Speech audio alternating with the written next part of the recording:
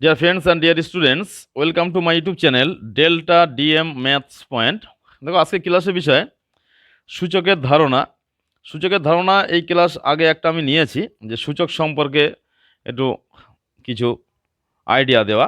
আজকে অন্য একটা ধরনের ক্লাস আবার শুরু করছি এই সূচকের ধারণা সম্পর্কেই, যে সূচকের বেসিক্যালি নিয়মটা কী আছে সেই সম্পর্কে। অনেকে কমেন্টস বক্সে জানতে চেয়েছো, যে জন্য সূচকের ধারণা ক্লাসটা আজকে শুরু করছি। তোমরা যারা ক্লাস 7-এ পড়ো অথবা যারা চাকরির পরীক্ষা দেবে বা নবম দশম শ্রেণীতে পড়ো, তাদের ক্ষেত্রেও কিন্তু ক্লাসটা খুবই ইম্পর্টেন্ট। সূচকটা সমস্ত ক্লাসেই 7 থেকে শুরু করে সমস্ত ক্লাসে প্রয়োজন হয়। এখানে দুটো অঙ্ক আছে, দেখো x⁴ ইন্টু x⁴11, এই দুটোর মধ্যে গুণ করতে হবে। দেখো অঙ্ক শুরুর আগে একটা অনুরোধ জানাচ্ছি, যে ভিডিওটা পুরো দেখবে, তাহলে অঙ্ক সম্পর্কে একটা জ্ঞান তুমি অর্জন করতে পারবে। মাঝখান থেকে কাট আউট করে দেখলে কিন্তু কোনো কিছু শিখতে পারবে না। দেখো এখানে x⁴ ইন্টু x⁴11 সূচকের ক্ষেত্রে নিয়মটা হচ্ছে, এই বেস বা নিধান, এইগুলোকে বলা হয় নিধান বা বেস, যদি একই থাকে তাহলে গুণের সময় কি হয়, এই পাওয়ারগুলো যোগ করতে হয়। তাহলে কি আছে এখানে পাওয়ার, এখানে 7 আছে, এখানে x⁴11 মানে 11 আছে। তাহলে কি হবে 7 + 11 ইকুয়ালস টু কত হবে, x⁴11 আর 7 কত, 18 হলো। তাহলে সূচকটা কত দাঁড়ালো, 18। তাহলে কি বললাম, গুণের সময় পাওয়ারগুলো যোগ করতে হয়। একইভাবে দেখো একটা উদাহরণ এখানে দেওয়া আছে, ভাগ প্রক্রিয়া, x⁴12 ভাজিতক x⁴5। তাই ভাগের সময় কি হবে, আমরা ভাগের সিস্টেম যেমনভাবে পাততে হয় লব বাই হর, সেই আকারে এখানে আমি পুট করছি। দেখো আর একটা জিনিস মনে রাখতে হবে, ভাগের সময় পাওয়ারগুলো বিয়োগ করতে হয় যদি কিনা বেসটা একই থাকে, মানে নিধানটা যদি একই থাকে, এখানে এক্স তাহলে কিন্তু বিষয়টা হবে, এখানে এক্স এই মেনটেনটা করবে তখনই কিন্তু, কিন্তু এখানে এক্স এখানে ওয়াই তাহলে কিন্তু বিষয়টা হবে না। এখানে এক্স এখানে ওয়াই এখানে এম এখানে এন তাহলে কিন্তু হবে না। বেস বা ভূমি বা নিধান কিন্তু একই থাকতে হবে। তাই ভাগের সময় কি হবে, ভাগের সময় পাওয়ারটা বিয়োগ হবে 12 - 5। শুধুমাত্র যে এখানে থেকে উপরে গিয়ে বিয়োগ হবে তা কিন্তু নয়, উপর থেকে নিচে এসেও কিন্তু বিয়োগ হতে পারে। যেখানে বড় ছোটটা সেখান থেকে বিয়োগ হবে। তাহলে অ্যাকচুয়াল ক্যালকুলেশনটা দাঁড়াচ্ছে কি, x⁴7। অ্যান্সারটা পেলাম কত, x⁴7। তাহলে দেখো এই গুণ আর ভাগ এই দুটো থেকে কিন্তু আমরা দুটো সূত্র এখানে পেয়ে যাচ্ছি, যে দুটো সূত্র একটু মনে রাখলে কিন্তু এই সমস্ত সূচকের অঙ্কের ক্ষেত্রে খুব সহজ পদ্ধতিতে তুমি অঙ্কগুলো সলভ করতে পারবে। সূত্রটা কি, a⁴m ইন্টু a⁴n, বেস দুটো একই আছে, তাই গুণের সময় বলেছি বেস একই থাকলে কি হবে, a⁴m + n। এটা 1 নম্বর সূত্র। 2 নম্বর সূত্রটা কি, 2 নম্বর সূত্রটা হচ্ছে a⁴m divided by a⁴n equals to হবে, তাহলে কি ভাগের সময় বলেছি পাওয়ারগুলো বিয়োগ হয়, তাই a⁴m - n, এটা 2 নম্বর সূত্র। তাহলে এই যে দুটো প্রসিডিওর এখানে বললাম, এই দুটো পদ্ধতির সাহায্যে কিন্তু সূচকের অনেক অঙ্ক সলভ হয়ে যাবে, যদি এই দুটো বিষয় একটু ভালো করে বুঝতে পারো। এই দুটো অঙ্কর মাধ্যমে আমি আগেও সূচকের ক্লাস নিয়েছি, আমি দুটো সূত্র এখানে কিন্তু পেয়ে যাচ্ছি, দুটো সূত্রে উপনীত হচ্ছে। কি কি, যদি বেস একই থাকে গুণের সময় পাওয়ারগুলো যোগ হয়, আর ভাগের সময় পাওয়ারগুলো বিয়োগ হয়, অর্থাৎ গুণে পাওয়ারের যোগ ভাগে পাওয়ারের বিয়োগ। এই ছোট্ট কথাটা যদি মনে রাখতে পারো, সূচকের কিন্তু 90% অঙ্ক এখান থেকেই কিন্তু ক্লিয়ার হয়ে যাবে। দেখো কিভাবে ক্লিয়ার হচ্ছে, আমি আরও উদাহরণ দিয়ে বিষয়টা ক্লিয়ার করার চেষ্টা করছি। হ্যাঁ, অঙ্কটা লক্ষ্য করো, এই অঙ্কটা বুঝতে পারো, এই অঙ্কটা ফলো করলে কিন্তু অনেক কিছু বিষয়গুলো বুঝতে পারবে। তবে ধন্যবাদ জানাচ্ছি সেই সমস্ত স্টুডেন্টস বা ফ্রেন্ডসদের যারা অলরেডি চ্যানেলটাকে সাবস্ক্রাইব করেছো, ভিডিওটাকে লাইক দিয়েছো, এবং যারা আজকে নতুন এসছো ক্লাসে তাদেরকে বলছি যে চ্যানেলটাকে সাবস্ক্রাইব করে ভিডিওটাকে লাইক দিয়ে পরিচিত নিকটাত্মীয় বন্ধু বান্ধবের মধ্যে চ্যানেলটা শেয়ার করে দিলে দেখবে তুমি যেমন সহজ পদ্ধতিতে অঙ্ক শিখতে পারবে, এবং তোমার পরিচিত ব্যক্তিরাও কিন্তু সহজ পদ্ধতিতে সহজভাবে অঙ্কগুলো শিখতে পারবে। তবে আরও একটা কথা, এই চ্যানেলের মাধ্যমে এখানে বিভিন্ন ধরনের ভিডিও, এখানে বিভিন্ন ধরনের ক্লাস নেওয়া হয়, অঙ্কের বেসিক্যালি নিয়ম এবং অঙ্কের বিভিন্ন 7, 8, 5, 6, 7, 8, 9, 10 বিভিন্ন ক্লাসের ক্রিটিক্যাল যে অঙ্কগুলো সহজভাবে সহজ পদ্ধতিতে সকলের সামনে উপস্থাপন করা হয়। তো যাই হোক দেখো আমি অঙ্কে চলে আসছি, কি আছে 2^5 ইন্টু 2^7, এখানে 2^5 এর হোল স্কোয়ার আছে। তাহলে আমি এখান থেকে ক্যালকুলেশন শুরু করছি। তাহলে আগে কি হবে, বলেছি বেজ একই থাকলে বা নিধান একই থাকলে পাওয়ারগুলো কি হবে, এগুলো সূচক বলা হয়, 5 আর 7কে বলবো সূচক, এইগুলো কি হয় যোগ হয়। তাই 2^5 কি হবে 5 প্লাস 7 ডিভাইডেড বাই, এখানে কত আছে 2^, এই পাওয়ারটা এই পাওয়ারের সাথে গুণ হয়ে যাবে, 5×2 = 10। বিষয়টা ক্লিয়ার হলো? এবার কি হচ্ছে দেখো, তাহলে এখানে কত হচ্ছে 2^, 5 আর 7 কত হবে 12, নিচে 2^10 আছে। তাহলে এই গুণের সময় এখানে পাওয়ারগুলো যোগ করেছি, সেই একই বেজ আছে বা নিধান একই আছে। এবার দেখো তাহলে কি হবে, মানে বলেছি ভাগের সময় পাওয়ারটা কি হবে, ভাগের সময় পাওয়ারটা বিয়োগ করতে হবে। 12 - 10 ইকুয়ালস টু, ক্যালকুলেশন অ্যান্সারটা কি দাঁড়াচ্ছে 2^2।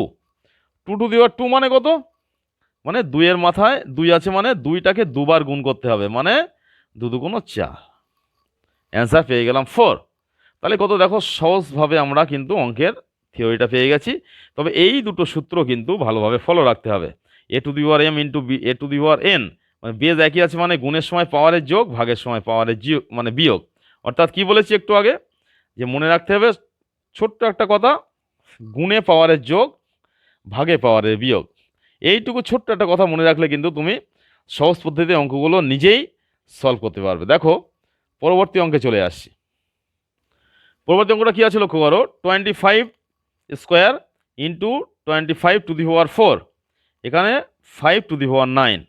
তাই কী করবো, সমস্ত এখানে যেহেতু 5^9 আছে, তাহলে এগুলোকে 5-এর পাওয়ারে আমরা মানে ভেঙে নেবো। তাহলে 25 ভাঙলে কত হয়, 25 ভাঙলে আমরা সকলেই জানি হয় 5²।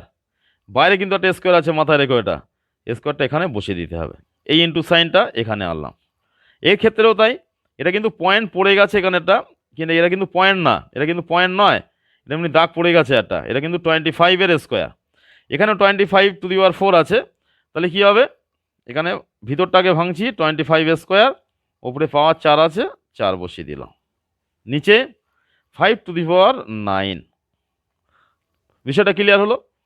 তাই কী দাঁড়াচ্ছে অ্যাকচুয়াল ক্যালকুলেশনটা লক্ষ্য করি, এখানে 5^, কত হবে 5^, 2×2 = 4, এই ইন্টু সাইনটা এখানে আসছে, এখানে 5^, 4×2 = 8, নিচে কত হবে, নিচে হচ্ছে 5^9, 5^9 হচ্ছে এখানে নিচে যেভাবে আছে। এবার আমি ক্যালকুলেশনটা কি বলেছিলাম, যে সূত্রটা বলেছিলাম একটু আগে, যে সূত্রটা বলেছি গুণে পাওয়ারের যোগ হবে, ভাগে পাওয়ারের বিয়োগ হবে, সেই একই সূত্র অ্যাপ্লাই করে দেখো কিভাবে সলভ করছি।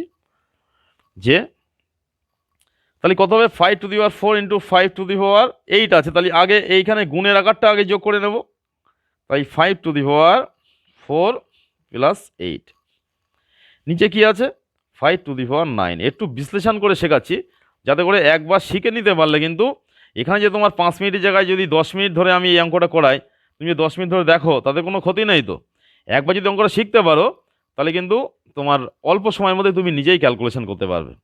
তাহলে এখানে কত হচ্ছে 5^8 × 4 = 12, নিচে কত আছে 5^9। তাহলে এখানেও দেখো বেস বা নিধানটা একই আছে, সেম। তাহলে কি হবে, বলেছি পাওয়ারটা বিয়োগ করতে হবে, 12 - 9।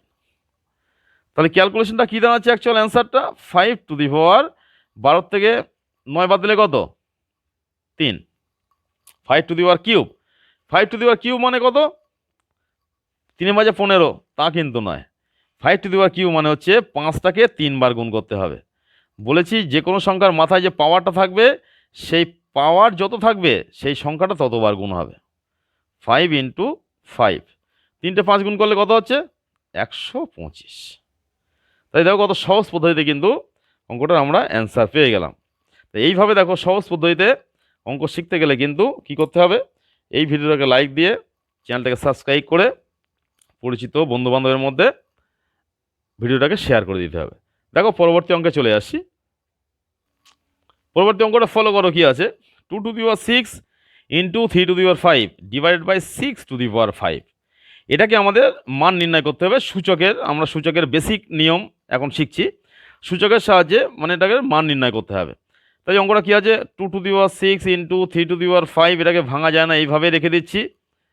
6টাকে ভাঙা যায়, দেখো কি হবে 3 ইন্টু 2⁵ এবার কি করব, এখান থেকে দেখো তাহলে উপরে যেমন আছে 2⁶ ইন্টু 3⁵ বাই 5 দিয়ে গুণ করলে কত হবে, 5 এই পাওয়ারটা দিয়ে দুটোকে গুণ হবে, 3⁵ ইন্টু 2⁵। এবার ক্যালকুলেশন কোথায় গিয়ে দাঁড়াচ্ছে দেখো, এখানে বেজ আছে 2, এখানে 3, এখানে 3, এখানে 2, তাহলে যার সাথে যার বেজটা ম্যাচিং আছে সেটাকে সেখানে নিয়ে যাব। অথবা একটা কাজ করতে পারো, নিচের থেকে সবগুলোকে ওপরে নিয়ে যাচ্ছি আমি।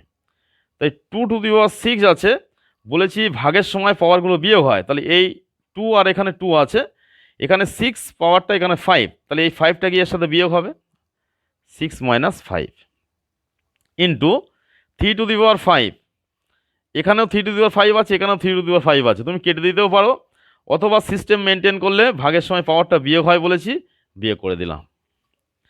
ইকুয়ালস টু কত হচ্ছে দেখো, তাই 2⁵ কত হবে, 6 - 5 মানে 1 ইন্টু 3⁵, 3⁵ মানে কত, 3⁵, কিন্তু এইভাবে পড়তে হবে। তাই 2⁵ মানে 2, 3⁵ মানে হলো 1, তাহলে অ্যাকচুয়াল অ্যান্সারটা দাঁড়াচ্ছে 2 তাহলে কত সহজে দেখো আমরা অঙ্কটা অ্যান্সার পেয়ে গেছি।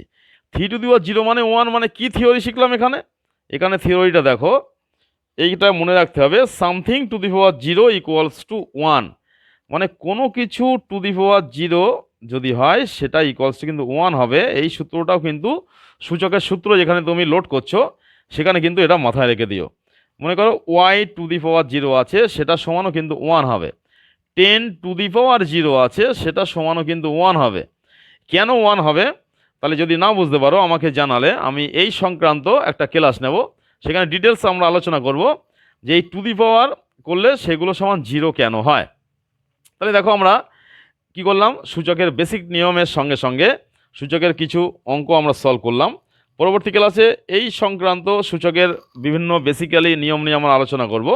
তবে আবার বলছি, যদি তোমরা চ্যানেলে আজকে প্রথম এসে থাকো তাহলে ভিডিওটাকে লাইক দিয়ে, যদি তবে একটা কথা, যদি কিছু অঙ্ক শিখে থাকো, যদি মনে করো আমি কিছু শিখেছি, বা এই চ্যানেলে আরও ভিডিও ঘেঁটে ঘেঁটে দেখো, যদি কিছু শিখতে পারো তাহলে ভিডিওটাকে লাইক দিয়ে চ্যানেলটাকে সাবস্ক্রাইব করে ডান দিকে বেল আইকনটি প্রেস করে অল বাটনটি প্রেস করবে।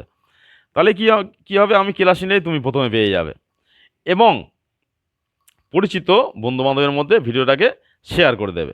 দেখো আর একটা সহজ একটা অঙ্ক মানে এসছে, একটা সুন্দর অঙ্ক একটা দেখছি এখানে আছে, সেই অঙ্কটা সলভ করে দেখাচ্ছি। এখানে অঙ্কটা ফলো করো, কি আছে, 8⁵ ইন্টু 4⁵³ বাই 4⁵5।